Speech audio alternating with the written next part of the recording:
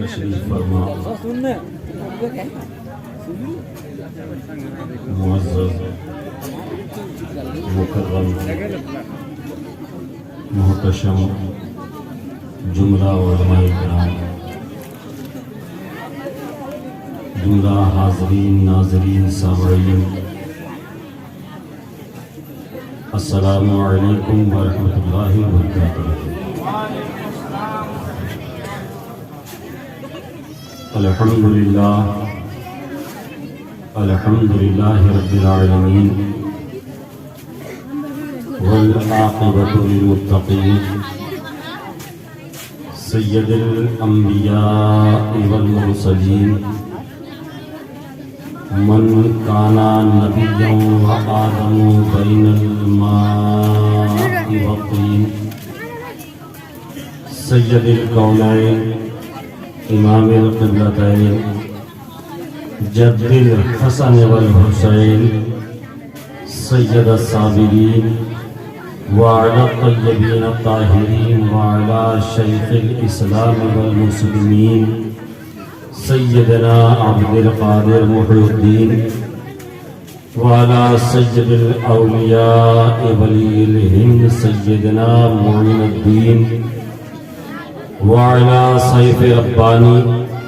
سیدنا نعیم الدین جیلانی رضی اللہ تعالی عنہم اجمعین وعلی آلہ وصحبہ اجمعین، اما بعد، اعوذ باللہ من الشیطان الرجیم، بسم اللہ الرحمن الرحیم، یا ایہا الذین آمنوا ادخلوا فی السلم کافہ، آمنت باللہ صدق اللہ العظیم وصدق رسولہ النبی الامین المتین المعین الکریم، ونحن على ذلك لمن الشاہدین والشاکرین والحمد للہ رب العالمین۔ غوث اعظم بمنی بے سر و ساما مدد، قبلہ دین مدد، کعبہ ایمان مدد، ازبِ صدر الافاضل شیخ من بدر منیر، کیجئے امداد میری غوث اعظم دستگیر۔ کچھ عرض و معروض سے قبل نہایت ادب و احترام کے ساتھ اپنی آقا و مولا لمبے لمبے ہاتھوں سے بھیک دینے والے داتا، اندھیری قبر میں کام آنے والے آقا، حشر کی تپتی ہوئی دھوپ میں جب زبانیں پیاس کی شدت سے باہر آئیں، ایسے سنکٹ کے وقت حوض کوثر سے بھر بھر کے جام کوثر پلانے والے آقا، حشر کے دن جب تمام انبیاء والمرسلین اذهبوا الی غیری کہہ کے کسی اور کے پاس جانے کا اشارہ کر دیں، ایسی جانکنی کے عالم میں انالہا کا مدعی جانفزا سنانے والے آقا،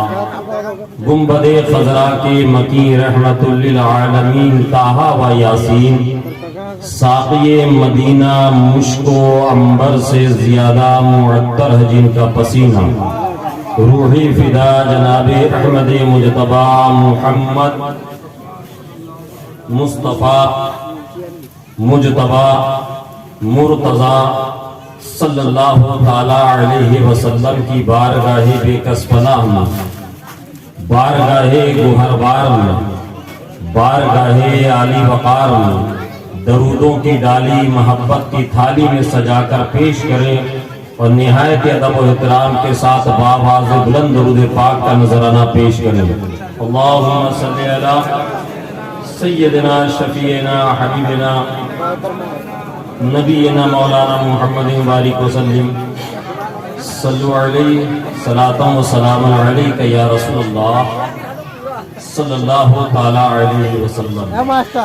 ایک مرتبہ اور نہایت ادب و احترام کے ساتھ بآواز بلند درود شریف کا نذرانہ پیش کریں۔ اللہم صلی علی سیدنا شفیعنا حبیبنا نبینا مولانا محمد بارک وسلم، علیہ الصلوۃ والسلام علیک یا رسول اللہ صلی اللہ علیہ وسلم۔ صلی اللہ تعالی علیہ وسلم، آج کی یہ عظمت مصطفیٰ کانفرنس جو کہ آپ کے دیار محبت میں ہو رہی ہے، پرسنی کی سرزمین پر آج یہ عظمت مصطفیٰ کانفرنس کا انعقاد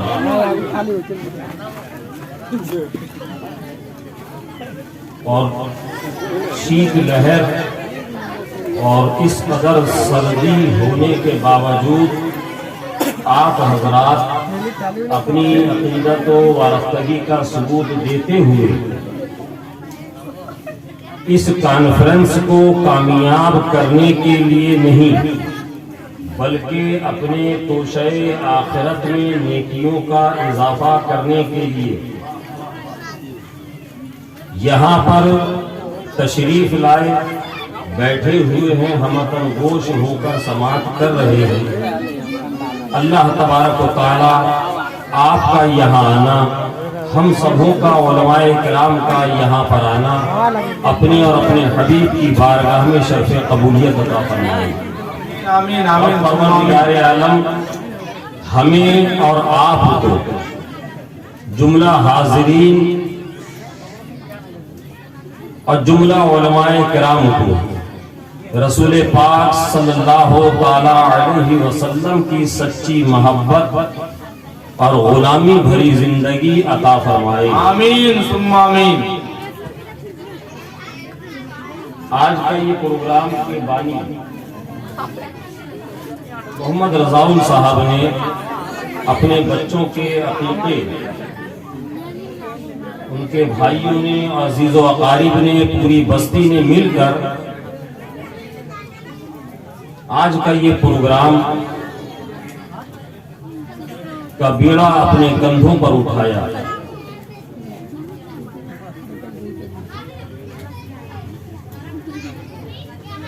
آپ یہ مت سوچئے کہ دلور شاہی صاحب یہاں اسٹیج پر بیٹھے ہوئے ہیں۔ ابھی میں نے قیام گاہ پہ برجستہ کہا کہ الحمدللہ رب العالمین موجودہ وقت میں جتنے بھی ہمارے ملک کے نامور شعراء ہیں ان میں الحمدللہ رب العالمین جس قدر مقبولیت اور جس قدر شوق کے ساتھ دلور شاہی صاحب کو سنا جا رہا ہے، ابھی دوسرے ملک بھر کے وہ شعراء بہت دور ہیں، بہت بڑے بڑے نام ہیں ان میں۔ جی جی، ہم کمپیئر نہیں کر رہے ہیں، سب ثنا خوان مصطفیٰ ہیں۔ اللہ تبارک و تعالیٰ نعت رسول پاک صلی اللہ علیہ وسلم کی ان کو بھی برکتیں عطا فرمائے، آمین اور ہمیں بھی اس کی برکتیں عطا فرمائے۔ آمین ثم آمین۔ ایک بہت بڑی تقریر مفتی شہریار خان صاحب کی ہونے والی ہے، وہ بھی ابھی آپ کو سماعت کرنی ہے۔ عادت اور معمول کے مطابق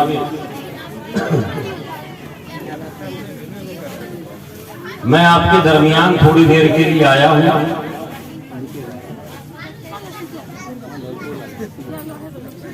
میرے امام، ہم سب کے امام، سنیوں کی جان مولانا احمد رضا خان فاضل بریلوی علیہ رحمت الرضوان فرماتے ہیں، یا رسول اللہ کیا دبے جس پہ حمایت کا ہو پنجہ تیرا، کیا دبے جس پہ حمایت کا ہو پنجہ تیرا۔ آج پورے ملک میں جس طریقے سے حالات پیدا کیے جا رہے ہیں، ایک فضا قائم کی جا رہی ہے، بنائی جا رہی ہے، اس فضا کو کہتے ہیں، اس فضا کا نام ہے، اس فضا کا کام ہے مسلمانوں کے خلاف زہر افشانی کرنا۔ آج سڑک کے اوپر آپ چلتے ہیں، ہم چلتے ہیں، علماء کرام ہیں یہاں ذمہ دار، جب سڑک سے گزرتے ہیں خدا نہ خواستہ، جان بوجھ کر نہیں، خدا نہ خواستہ کوئی ایک ایسا ایکسیڈنٹ ہو جائے، کسی گاڑی کے نیچے اگر ایک بکری کا بچہ آ جائے تو 10 لوگ روک کر گاڑی والے کو برا بھلا کہتے ہیں کہ آپ کو نظر نہیں آتا، آپ نے ایک بکری کے بچے کی جان لے بولتے ہیں۔ ایسا ہوتا ہے کہ نہیں؟ ایک بکری کے بچے کے مرنے پر ایک حادثاتی کیفیت کی وجہ سے جان بوجھ کر کسی نے گاڑی نہیں چڑھائی، ایک حادثہ ہوا، اچانک بکری کا بچہ سامنے آ گیا یا گاڑی آؤٹ آف کنٹرول ہو گئی اور اس کی زد میں وہ بکری کا بچہ آ گیا تو 10-20 لوگ مل کر اس اکیلے شخص کو گھیر کر لعنت و ملامت کرنے لگتے ہیں۔ جی کہ آنکھیں کھول کر گاڑی نہیں چلائی جاتی ہے، ایک بکری کا بچہ مر جائے راستے کے کنارے 20 لوگ جمع ہو جاتے ہیں، مگر اسی سڑک پر، اسی چوراہے پر اگر ایک انسان اور وہ بھی مسلمان اس کو گھیر کر اگر 10-20 لوگ مار دیں تو کوئی اسے پوچھنے والا نہیں ہے کہ بتاؤ تم نے ایک انسان کو کیوں مارا؟ جی حق ہے، حق ہے۔ تم نے ایک انسان کو، نہتے انسان کو کیوں مارا؟ اعلیٰ حضرت امام اہل سنت فرماتے ہیں کیوں دبے جس پہ حمایت یا ہو پنجا تیرا، کیوں دبے جس پہ حمایت یا ہو پنجا تیرا، ارے شیر کو خطرے میں لاتا نہیں کتا تیرا، شیر کو خطرے میں لاتا نہیں کتا تیرا۔ اور اعلیٰ حضرت فرماتے ہیں آج لے ان کی پناہ، آج مدد مانگ ان سے، آج لے ان کی پناہ، آج مدد مانگ ان سے، ارے پھر نہ مانیں گے قیامت میں اگر مان گیا، پھر نہ مانیں گے قیامت میں اگر مان گیا۔ حضرات میں نے جس آیت کریمہ کی تلاوت کا شرف حاصل کیا، بہت سادے لہجے میں اور بہت آسان زبان میں میں اس کا ترجمہ آپ کی سماعتوں کی دہلیز تک پہنچانے کی کوشش کروں گا۔ رب تبارک و تعالیٰ قرآن پاک میں ارشاد فرماتا ہے یا ایھا الذین آمنوا ادخلوا فی السلم کافہ، اے ایمان والو اسلام میں پورے داخل ہو جاؤ، پورے۔ اے ایمان والو اسلام میں پورے داخل ہو جاؤ۔ آپ یہ سوچ رہے ہوں گے کہ حضرت نے جس آیت کریمہ کی تلاوت کی، جس کا ترجمہ حضرت نے بیان کیا، جس کا آیت کا ترجمہ حضرت نے کیا، حضرت خود قرآن کی اس آیت پاک کا مطلب و مفہوم بیان کر رہے ہیں۔ اے ایمان والو،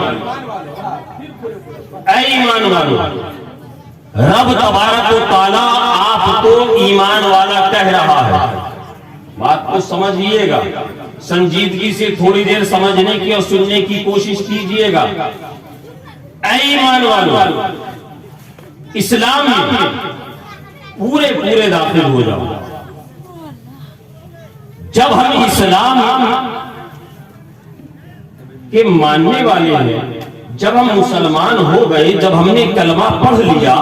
جب ہم نے رسول پاک صلی اللہ علیہ وسلم کی نبوت و رسالت کا اقرار کر لیا، جب رب تبارک و تعالیٰ کی ربوبیت کا اقرار کر لیا، وحدانیت کو مان لیا، تبھی نہ ہم مسلمان ہوئے، تبھی ہم مسلمان ہوئے۔ تو اب کیا مقصد ہے کہ ہم سے کہا جا رہا ہے، مطالبہ کیا جا رہا ہے کہ اسلام میں پورے داخل ہو جاؤ، پورے داخل ہو جاؤ۔ اب اس آیت کریمہ کا مطلب و مفہوم اور اس کا مدعا اگر سمجھنا ہے تو ہمیں اور آپ کو علماء کرام کی بارگاہ میں زانوئے ادب طے کرنا پڑے گا، علماء کی بارگاہ میں آنا پڑے گا، اس لیے کہ قرآن اور سنت کے جو فیصلے ہوا کرتے ہیں، جو شریعت مطہرہ کے احکام ہیں، جو پیغمبر اعظم صلی اللہ تعالی علیہ وسلم کی شریعت عطا کردہ شریعت کے جو احکام ہیں، اس کو سمجھانے کے لیے ان علماء کرام کی نائبین مصطفیٰ کی ضرورت ہے۔ کسی پی ایچ ڈی ڈاکٹر اور کسی پروفیسر سے ہمیں سمجھنے کی ضرورت نہیں۔ آپ کہیں گے حضرت وہ کیسے، تو میں آپ کو سمجھاتا چلوں۔ اگر خدا نہ خواستہ کسی کے پیٹ میں درد ہو، کسی سرجن کے پاس جائے، ڈاکٹر نے ایکس رے اور الٹرا ساؤنڈ کرنے کے بعد بتایا کہ آپ کے پتے میں پتھری ہے، آپ کے پیٹ میں پتھر ہو گیا، اس کو آپریشن کر کے نکالنا پڑے گا، ورنہ تکلیف برابر آپ کو سہنی پڑے گی، اور ہو سکتا ہے پتا اگر پھٹ گیا جسم کے اندر، آپ کے زہر پھیل گیا تو آپ کی جان بچانا بھی محال ہو جائے گا، مشکل ہو جائے گا۔ آپ نے سوچا کہ ڈاکٹر کے پاس آپریشن کراؤں گا، 50, 55, 60 ہزار روپے کا پیکیج ان سے لینا پڑے گا، ہاسپٹل میں 5 دن مجھے رہنا پڑے گا، گلوکوز اور سلائی مجھے چڑھانی پڑے گی، تب جا کر ڈاکٹر صاحب آپریشن کریں گے۔ آپ پہنچے چوراہے پر، ناکے پر بیٹھا ہوا ایک موچی ملا، کہا بھائی تم بھی تو اپنے ہتھیار سے، اپنی چھری سے چمڑے کو تراشتے ہو، چمڑے کو کاٹتے ہو، ایک کام کرو، میرے پتے کے اندر پتھری ہو گئی ہے، ڈاکٹر نے یہ ایکس رے اور الٹرا ساؤنڈ کر کے بتایا ہے، آپ اس کو دیکھ لیجئے، دیکھنے کے بعد آپ میرے پیٹ کو چاک کیجئے، وہاں سے پتھری کو نکالیے، آپ کے پاس جہاں کاٹنے کا سامان موجود ہے، جہاں کاٹنے کے لیے پیٹ کو چھری موجود ہے، وہیں اس کو سینے کے لیے چپل سینے والا سوا بھی موجود ہے، وہ نوکیلی چیز بھی موجود ہے۔ اگر آپ مجھے یہاں بتائیے وہ ایک انسان جو اپنے آپ کو بڑا مہان اور قابل انسان سمجھ رہا تھا، اگر ایک موچی کے پاس جائے گا، اپنے پیٹ کو کٹوائے گا، پتھر کو نکلوا سکتا ہے، وہ پیٹ کو کاٹ سکتا ہے، واپس پیٹ کو سی سکتا ہے، کیا وہ موچی اس کی زندگی کی ضمانت لے سکتا ہے؟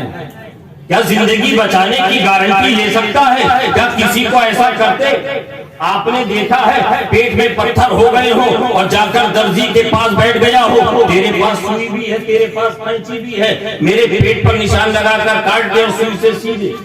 کبھی ایسا دیکھا ہے؟ کبھی آپ نے دیکھا ہے؟ نہیں دیکھا،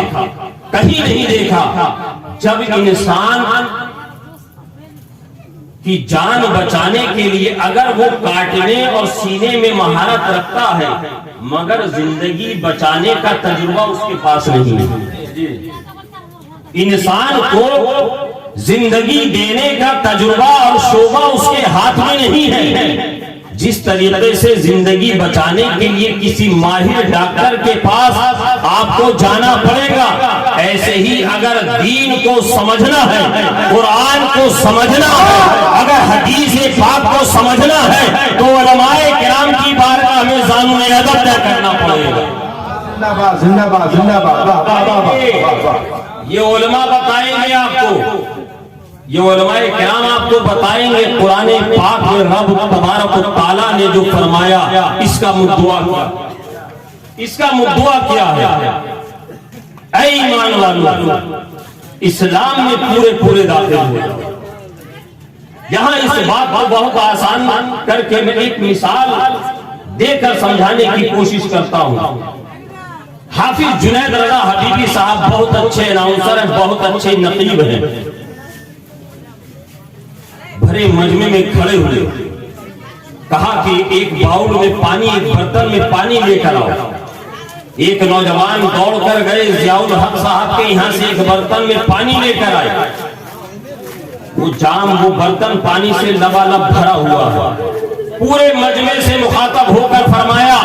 اے لوگوں بتاؤ اس برتن میں کیا ہے؟ آپ سب نے کہا کہ حافظ صاحب، حضرت اس برتن میں پانی ہے۔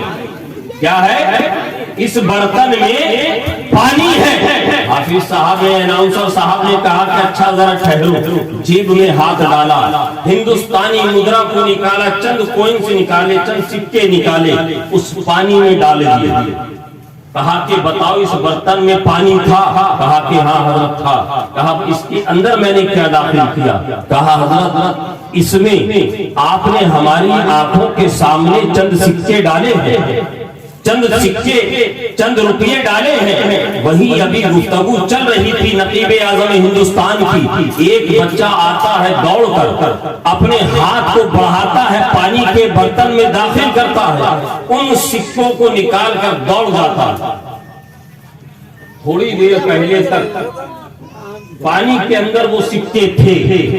پانی میں وہ سکے تھے، وہ کوئنس پانی کے اندر تھے، مگر وہ انسیف تھے۔ ایک بچہ بھی بآسانی اس کو نکال کر لے گیا۔ وہیں پر قاری احمد رضا صاحب جیسے ذہین لوگ بھی موجود تھے۔ قاری احمد رضا صاحب کھڑے ہوئے اور مجمع سے مخاطب ہو کر فرمایا، اے پرسنی کے لوگوں بتاؤ اس جام کے اندر کیا ہے، اس برتن میں کیا ہے؟ آپ تمام لوگوں نے کہا کہ حافظ صاحب، قاری صاحب، اس برتن کے اندر پانی ہے۔ حافظ صاحب، قاری صاحب نے اپنی جیب میں ہاتھ ڈالا، ایک کاغذ کی پڑیا نکالی، اس پڑیا کو کھولا، اس کے اندر رنگ تھا، پانی میں داخل کیا اور اس کو ہلا دیا۔ اب پانی کے اندر رنگ داخل ہو گیا۔ تھوڑی دیر پہلے نقیب اعظم ہندوستان جناب جنید رضا حبیبی صاحب نے اسی پانی کے اندر چند سکوں کو داخل کیا تھا، مگر وہ انسیف تھے۔ ایک بچے نے آسانی سے نکال لیا، ایک انسان نے آسانی سے نکال لیا، مگر قاری احمد رضا صاحب نے جب پانی کے اندر رنگ کو گھول دیا، پانی میں رنگ کو داخل کر دیا، علماء کرام سے مخاطب ہو کر کہا، پورے مجمع سے مخاطب ہو کر کہا، اے لوگوں ابھی تھوڑی دیر پہلے تک اس برتن میں پانی تھا، میں نے اس پانی کے اندر رنگ کو داخل کر دیا اور پانی اور رنگ کو ایسے ملا دیا۔ اگر تمہارے پاس کوئی ٹرک ہو، اگر کوئی تمہارے پاس طریقہ ہو، اگر تمہارے پاس کوئی حربہ ہو، اگر تمہارے پاس کوئی ایسی ترکیب ہو کہ پانی کو رنگ سے جدا کر دیا جائے، پانی کو رنگ سے نکال دیا جائے، تو میں بھرے مجمع کو چیلنج دیتا ہوں، بھرے مجمع کو یہ اعلان کر کے کہتا ہوں کہ وہ سامنے آئے۔ سارا مجمع حیران ہے، سارا مجمع پریشان ہے کہ بتاؤ پانی میں رنگ داخل ہو گیا، اب اس کو آسانی سے جدا نہیں کیا جا سکتا، اب اس کو ایک دوسرے سے نکالا نہیں جا سکتا، اب اس کو ایک دوسرے سے جدا کیا نہیں جا سکتا۔ یہی مدعا رب تبارک و تعالیٰ کا قرآن پاک میں ہے۔ رب نے فرمایا، یا ایھا الذین آمنوا ادخلوا فی السلم کافہ، اے ایمان والو اسلام میں ایسے داخل ہو جاؤ، یہودی چاہے تو نہ نکال سکے، نصرانی چاہے تو نہ نکال سکے، مجوسی چاہے تو نہ نکال سکے، ایرانی چاہے تو نہ نکال سکے، رافضی چاہے تو نہ نکال سکے، دنیا کی ساری طاقتیں مل کر تمہیں اسلام سے نہ نکال سکے، تم اسلام میں ایسے داخل ہو جاؤ کہ پوری دنیا تمہارے آگے گھٹنے ٹیک کر کہے، ارے یہ تو مصطفیٰ کے رنگ میں رنگ گیا ہے، پیغمبر اعظم کے رنگ میں رنگ گیا ہے۔ اب اس کو اس کے جسم سے موت تو جدا کر سکتی ہے، زندگی کو موت اس کے جسم سے جدا ضرور کر سکتی ہے، مگر اس کی غلامی کو اس کے اندر سے نکالنا ممکن نہیں، بلکہ نعرہ تکبیر، نعرہ رسالت، عظمت مصطفیٰ کانفرنس، فیضان حضور صدر اللہ فاضل، اولاد غوث اعظم۔ اپنے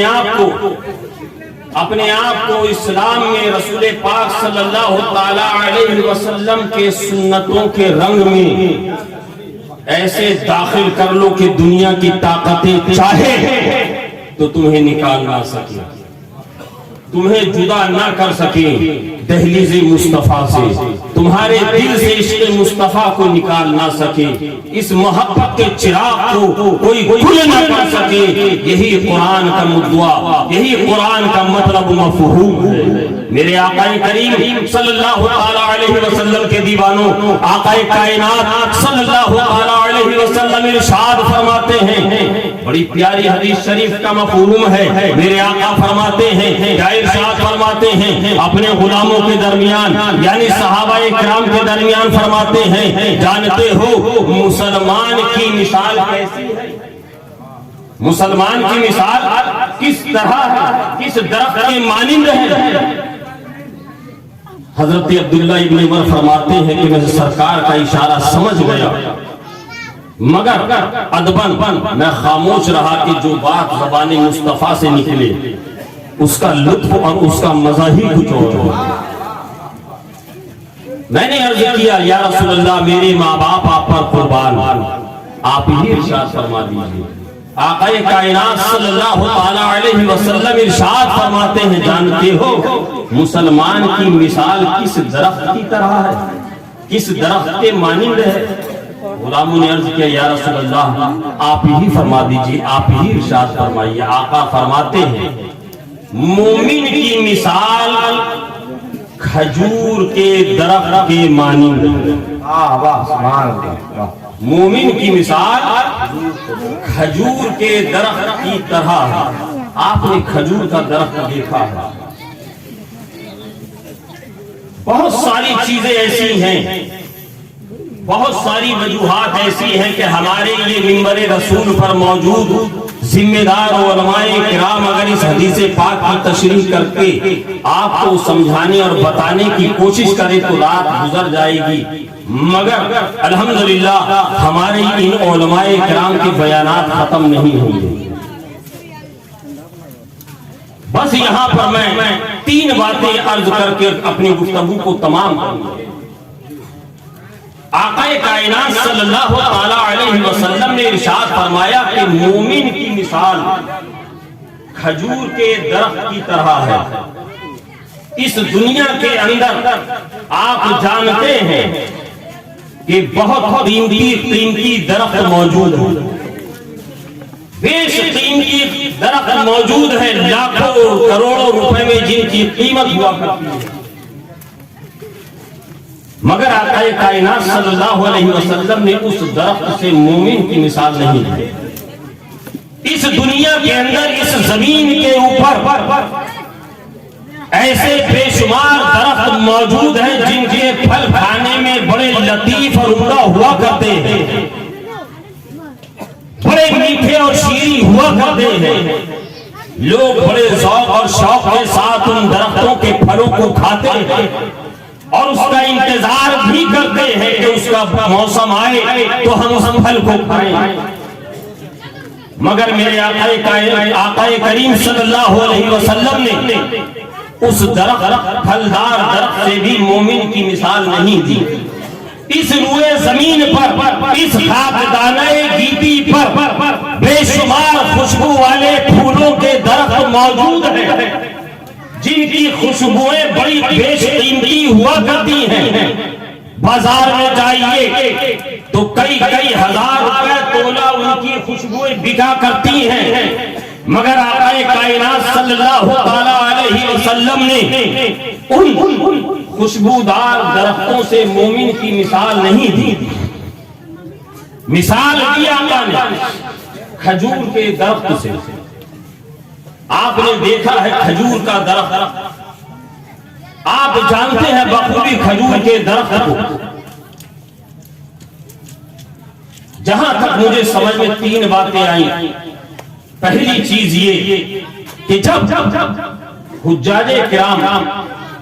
مدینہ منورہ سے, مکہ معظمہ سے آپ کی اور ہماری بستی میں تشریف لاتے ہیں تو آپ ان سے ملاقات کے لیے ضرور تشریف لے جاتے ہوں گے. اللہ کی بارگاہ میں دعا ہے, التجا ہے کہ مولا سبوں کو باادب بارگاہ مصطفیٰ اور خانہ خدا کی حاضری نصیب فرمائے. آمین آمین ثم آمین. آپ لوگ اپنی ماتھے کی نگاہوں سے ذرا اس پرکیف منظر کو ایک مرتبہ اگر آپ نے دیکھ لیا تو دنیا کے حسین ترین نظاروں کو بھول جائیے گا. واہ واہ بے شک, حق ہے. شاعر اسلام جناب دلبر شاہی صاحب بھی کئی مرتبہ الحمدللہ جا چکے ہیں. الحمدللہ یہ فقیر بھی بارگاہ رسالت میں حاضری کی سعادت حاصل کر چکا ہے. ہم نے دیکھا ہے مدینے کے پہاڑوں کو دیکھیے، اگرچہ وہاں پر درخت نہیں ہے مگر ان کا حسن ہی الگ ہے۔ کیا بات ہے، پہاڑ ہمارے یہاں بھی ہیں مگر وہ حسن نہیں ہے کہ جن پر نظریں جم جائیں، مگر مدینے پاک کے پہاڑ، اے مدینے شریف کے پہاڑوں، تمہارے اوپر ہماری جان قربان۔ تم شہر مصطفیٰ کے کتنے قریب ہو، تم پر ہماری جانیں قربان۔ مدینے شریف سے آنے والے جب حجاج کی بارگاہ میں ان سے ملاقات کے لیے آپ جاتے ہوں گے اور آپ کا دل جب مچلتا ہوگا تو ان آنکھوں کی بھی آپ زیارت کرتے ہوں گے جن آنکھوں سے اس نے خانہ کعبہ اور گنبد خضرا کو دیکھا۔ اور جب ملاقات ہو گئی، خیریت طرفین مطلوب ہو گیا، تب اس کے بعد آپ کا ایک مدعا ہوتا ہے، ایک منشا ہوتی ہے، ایک دلی آرزو اور خواہش ہوتی ہے کہ حاجی صاحب جو حج جیسے عظیم فریضے کو انجام دے کر آئے ہیں، وہاں سے زمزم شریف ضرور لائے ہیں، وہاں سے کھجوریں ضرور لائے ہیں، وہاں کی کھجوروں کو پا کر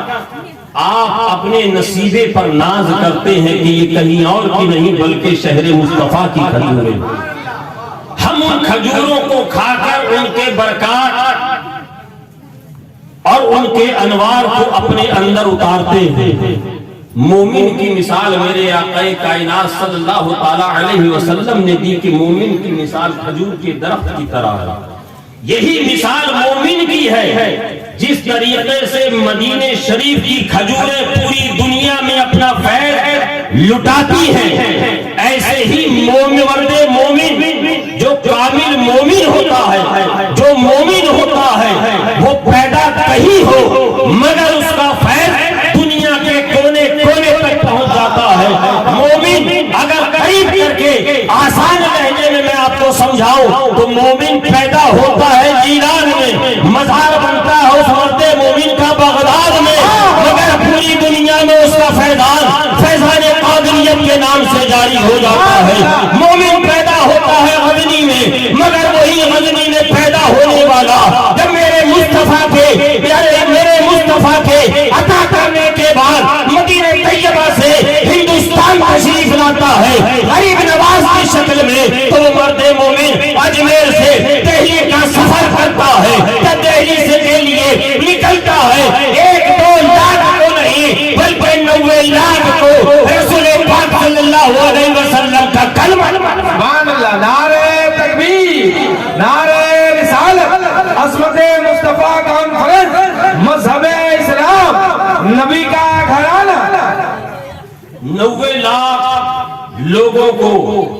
مسلمان بنا دیتا ہے۔ یہ ہے مومن کا فیض۔ کوئی خراسان میں پیدا ہوا، کوئی بلخ میں پیدا ہوا، کوئی چشت میں پیدا ہوا، کوئی بخارا میں پیدا ہوا، آج ان کا فیض دیکھیے پوری دنیا میں،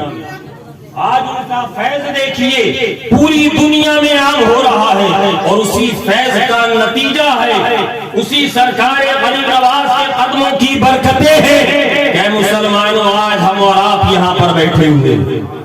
یہ اسی غریب نواز کے قدموں کی برکتیں ہیں۔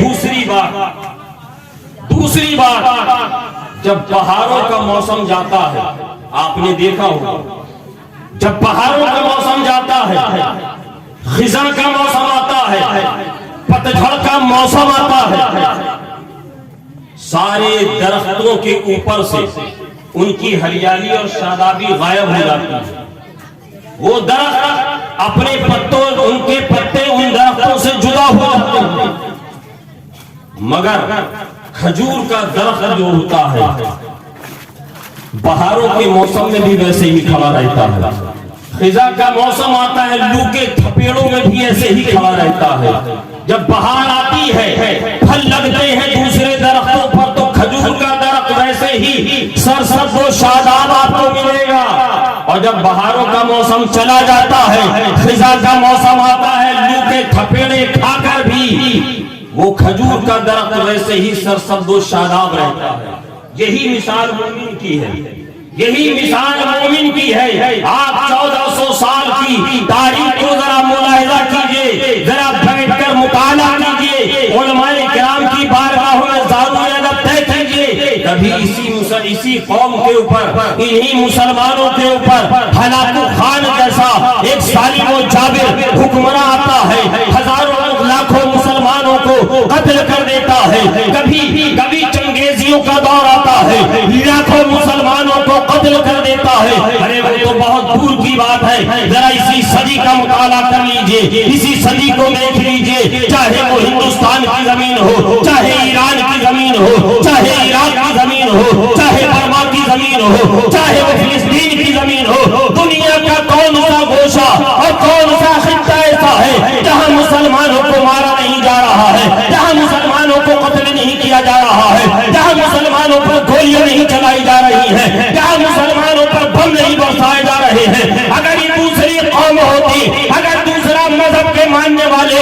اور اس کے پیروکار ہوتے، کب کے گھٹنوں پہ آ جاتے، کب کے زمین دوست ہو جاتے، کب کے وہ ملیاں میٹ ہو جاتے۔ مگر اے مسلمانوں کہ تمہاری ہریالی ہے، اس میں کوئی فرق نہیں آتا، بم مارے جا رہے ہیں تم کھڑے ہو جاتے ہو، تلواریں چلائی جاتی ہیں تم کھڑے ہو جاتے ہو، گولیاں برسائی جاتی ہیں تم کھڑے ہو جاتے ہو۔ دنیا کے کسی خطے میں، کسی بھی خطے میں دیکھیے مسلمانوں کو قتل نہیں کیا جا رہا ہے۔ ذرا ہمیں آپ بتا دیجئے اسی ملک میں کیا کیا نہیں ہو رہا ہے۔ مسلمانوں کے خلاف NRC کے نام پر، CA کے نام پر کیا کیا ظلم نہیں ڈھائے جا رہے ہیں۔ آج آپ حالات دیکھیے، آج یہ ملک جو کہ سونے کی چڑیا ہوا کرتا تھا، جس کی GDP اتنی گروتھ پر تھی، اتنی ہائی تھی، پوری دنیا اس ملک کا لوہا مان نہیں تھی، آج کہاں سے کہاں ہم پہنچ گئے، آج ہم کہاں سے کہاں پہنچ گئے۔ مگر اس بات کی پرواہ نہیں ہے، اگر پرواہ اس بات کی ہے تو پرواہ یہ ہے کہ حافظ جنید ایک مسلمان ہے یا سردار کیوں ہے، حافظ جنید صاحب یہ مسلمان ہے، یہ اتنا بڑا بزنس مین کیوں ہے، یہ اتنا بڑا زمیندار کیوں ہے، اس کے پاس کھیت و کھلیان کیوں ہے، اس کے پاس اتنی گاڑی اور مکان کیوں ہے۔ آج دنیا کی دوسری قومیں ہوتی تو گھٹنوں پر آ جاتی، گھٹنوں پر آ جاتی، مگر یہ مسلمان ہے، ان کی ہریالی میں کوئی فرق نہیں آیا۔ ارے ان کی ہریالی میں فرق جب آتا اگر ہم نے کسی دنیا دار سے لی ہوتی، ہمیں یہ ہریالی کسی دنیا دار سے نہیں ملی ہے بلکہ مدینے کے تاجدار سے ملی ہے، روضہ رسول کے سبزے گنبد سے ملی ہے۔ تبھی اعلیٰ حضرت فرماتے ہیں یا رسول اللہ تیرے غلاموں کا نقش قدم ہے براہ خدا، تیرے غلاموں کا نقش قدم ہے راہ خدا۔ ارے وہ کیا بہت سکے جو یہ سراغ، نعرہ تکبیر، نعرہ رسالت، عصمت مصطفیٰ کانفرنس، حضور نجم العلماء، تیرے غلاموں کا نقش قدم ہے راہ خدا، وہ کیا بہک سکے جو یہ سراغ لے کے چلے۔ تیسری بات، کھجور کے درخت سے جو پھل پیدا ہوتا ہے جس کو کھجور کہتے ہیں، اگر اس کو کوئی اہتمام کے ساتھ، اطمینان کے ساتھ حاصل کرنا چاہے تو اس کی مٹھاس اس کو ملتی ہے، اس کی مٹھاس اس کو ملتی ہے، اس کا پھل کا لطف اس کو آتا ہے۔ اگر کوئی اس سے الجھنا چاہے، کوئی کھجور کے درخت سے الجھنا چاہے تو پھر وہی کھجور کا درخت اس کو لہو لہان کر دیتا ہے، اس کو لہو لہان کر دیتا ہے۔ میرے آقا کائنات صلی اللہ علیہ وسلم کے دیوانوں، آقا کائنات صلی اللہ علیہ وسلم نے مومن کی مثال کھجور کے درخت سے اسی لیے دی کہ کوئی پیار محبت سے اگر اس سے فیض حاصل کرنا چاہے تو یہ فیض دینے کو تیار ہے، اس سے وہ فیض اٹھانے والا ہو تو یہ فیض بانٹنے کو تیار ہے۔ اگر کوئی اس سے لڑ کر، اس سے بھڑ کر، اس سے مقابلہ کر کے اس سے کوئی چھیننا چاہے گا تو پھر یہ اس کو لہو لہان کر دے گی۔ دشمن کے لیے یہ تلوار سے کم نہیں ہے، کہاں 313 کے مقابلے میں ایک اس میں 3 گنا تعداد سے زیادہ لوگ آئے تھے کہ 313 ہیں، مٹھی بھر مسلمان ہیں، بدر کے میدان میں ان کو کچل دیں گے، ان کی تاریخ کو ختم کر دیں گے، ان کے مذہب کو ختم کر دیں گے، ان کے نبی کو قتل کر دیں گے، مگر تاریخ بتا رہی ہے 313 مسلمان ہیں، پیغمبر اعظم کے 313 غلام ہیں، نہتے ہیں، لڑنے کے لیے اچھے ہتھیار نہیں ہیں، تن ڈھکنے کے لیے اچھی چادر اور کپڑے نہیں ہیں، ہتھیار بھی کم ہیں، برچھیے بھی ہیں، بھالے بھی ہیں، خنجر بھی ہیں، تو زنگ لگے ہوئے ہیں۔ مصطفیٰ مصطفیٰ کے غلاموں نے عرض کیا تھا یا رسول اللہ صلی اللہ علیہ وسلم ہمارے ماں باپ آپ پر قربان، یا رسول اللہ دشمن شکم سیر ہو کر آیا ہے، ہم سے 3 گنا اور کئی گنا تعداد میں زیادہ ہے، یا رسول اللہ کھانے کا سامان اس کے پاس ہے، پینے کا سامان اس کے پاس ہے، اس کے پاس لڑنے کے لیے اعلیٰ قسم کے ہتھیار ہیں، وہ گھوڑوں پر سوار ہے، وہ اونٹ پر سوار ہے، یا رسول اللہ ہم کئی دن کا فاقہ کیے ہوئے ہیں، ہمارے پاس اچھی تلواریں نہیں ہیں، ہمارے پاس برچیاں نہیں ہیں، ہمارے پاس بھالے نہیں ہیں، ہمارے پاس انوار روکنے کے لیے بھالے نہیں ہیں، یا رسول اللہ ہم دشمنوں کا مقابلہ کیسے کریں گے، ہم دشمنوں کے مقابلے میں کیسے آئیں گے؟ تاریخ بتاتی ہے، مورخین روایت کرتے ہیں، صحابہ کرام چشمدید گواہی دیتے ہیں کہ آقا کائنات صلی اللہ علیہ وسلم نے جب اپنے غلاموں کی یہ باتیں سنی، آقا اپنی مسجد سے تشریف اٹھاتے ہیں،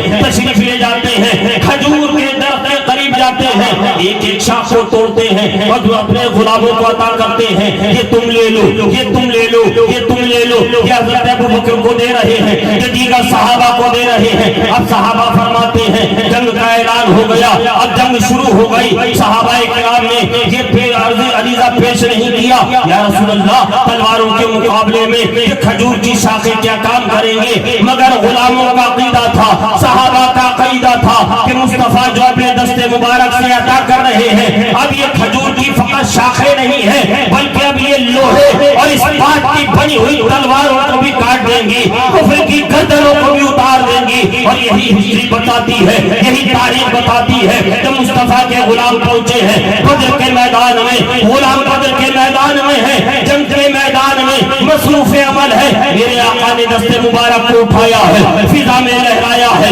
بارگاہ خدا میں التجا کی ہے، دعا کی ہے، اے مولا یہ مٹھی بھر مسلمان ہے، یہ تیری ربوبیت کو ماننے والے، یہ مٹھی بھر انسان ہے، تیرے محبوب کی نبوت کو ماننے والے، یہ مٹھی بھر مسلمان ہے، اے مولا اگر آج یہ قتل کر دیے گئے، اگر آج یہ مار دیے گئے، اگر آج ان کو قتل کر دیا گیا، صبح قیامت تک تیری کوئی ربوبیت کا اقرار کرنے والا نہ ہوگا، تیرے محبوب کی نبوت کو ماننے والا نہ ہوگا، اے مولا تو ان کو کامیابی عطا کر دے، تو ان کو کامرانی عطا کر دے، تو انہیں فتح عطا کر دے، تو ان کو نصرت عطا کر دے۔ تاریخ بتاتی ہے، صحابہ کرام روایت کرتے ہیں کہ مصطفیٰ کے غلاموں نے تلواروں کے مقابلے میں جب کھجور کی شاخوں کو چلایا ہے تو کفار و مشرکین کی گردنیں ایسے کٹ کر گر رہی تھی جیسے بنیے کی دکان پر گاجر مولی کٹا کرتے ہو، جیسے گاجر مولی کٹا کرتے ہو۔ واہ واہ واہ، نعرہ